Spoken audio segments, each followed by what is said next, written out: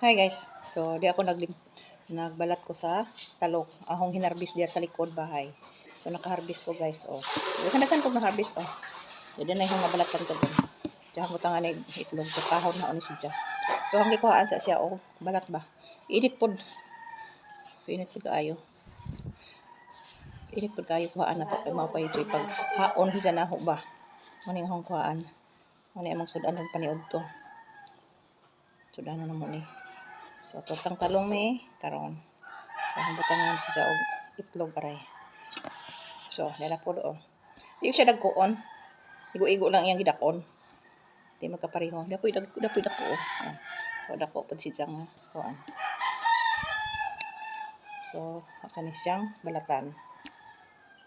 Oh, nana kababad na siya sa itlog. Ayan oh. So, diyan nagahong mantika, nagasuaso nagahong mantika. Oh, nani siyang ibutang mga guys. Ayan guys. Okay. Ano sa pagkakataon o butang. Ayan.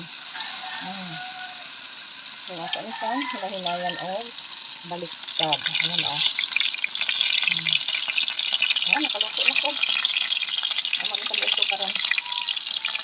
Tumawag na yung nalingo diya sa among garden. O, gulay sa ko. Ayan o. Kamay na lang ang luto nun. Mao na lang yung duha buok guys. So, mao na yung na luto na. Ayan o. Kapit na. Kamay na lang to o. Kada duha ka buok. Maniod to na meron guys.